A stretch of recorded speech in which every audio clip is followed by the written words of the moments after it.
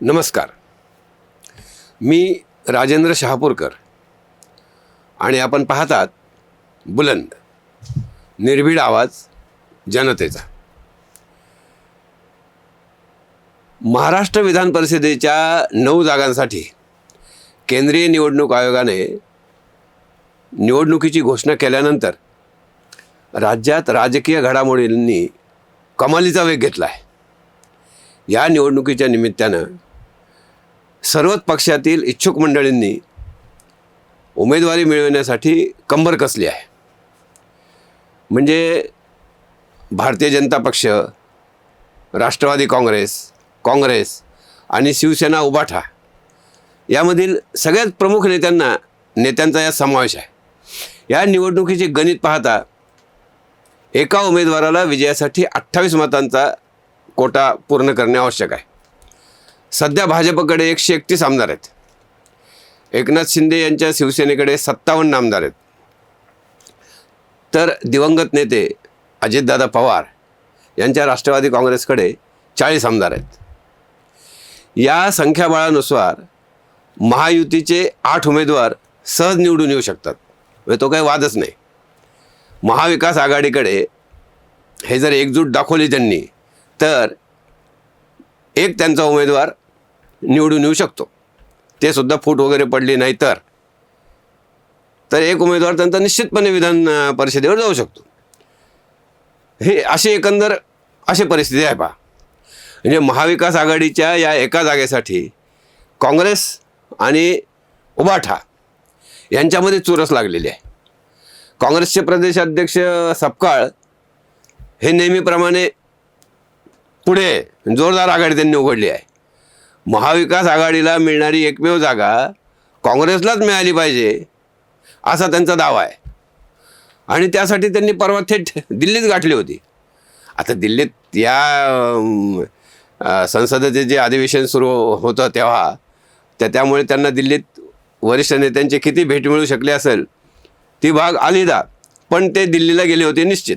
खात्रीलायक सूत्रानुसार उबाठाचे पक्षप्रमुख उद्धव ठाकरे हे जर इच्छुक नसतील तर काँग्रेस आपला दावा ठोकणार आहे.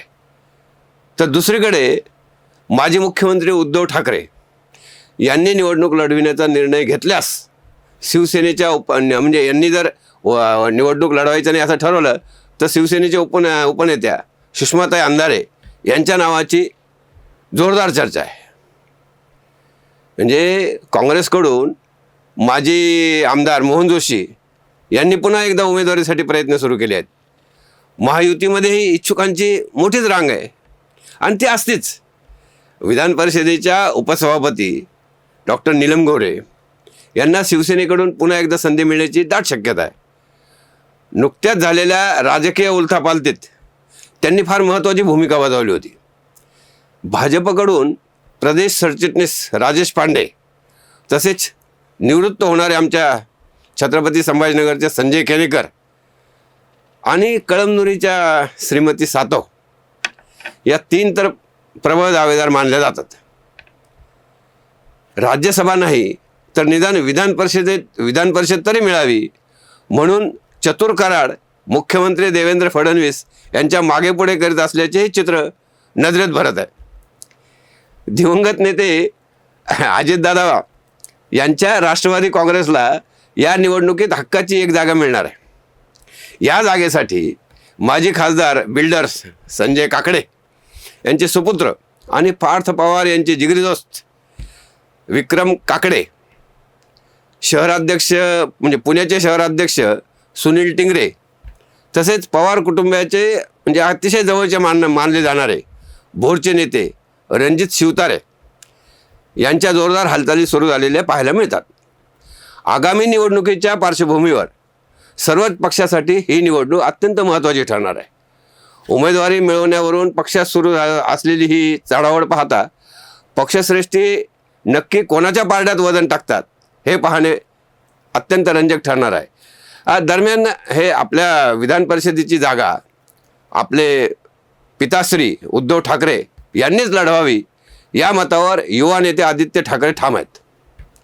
राज्यसभेची हक्काची जागा संजय राऊतच्या मूर्खपणामुळे हाताची गेली निदान विधान परिषदेमध्ये तरी असे काही होता कामा नये असे आदित्य ठाकरे यांना वाटते. उद्धव ठाकरे यांच्याऐवजी दुसरा कोणीही उमेदवार दिला तर सत्तारूढ युती ही एक जागासुद्धा आपल्याकडून हिसकावून घेऊ शकते असे आदित्य ठाकरे यांना वाटते. तर तुम्हाला काय वाटते, म्हणजे कोणाला मिळेल नक्की उमेदवारी? हा व्हिडिओ आवडला असेल तर लाईक करा, शेअर करा, चॅनल सबस्क्राईब करा. या निवडणुकीच्या संदर्भात जास्तीत जास्त माहिती मिळवण्याचा प्रयत्न सुरू आहे. तर असेच पुन्हा भेटूया. धन्यवाद.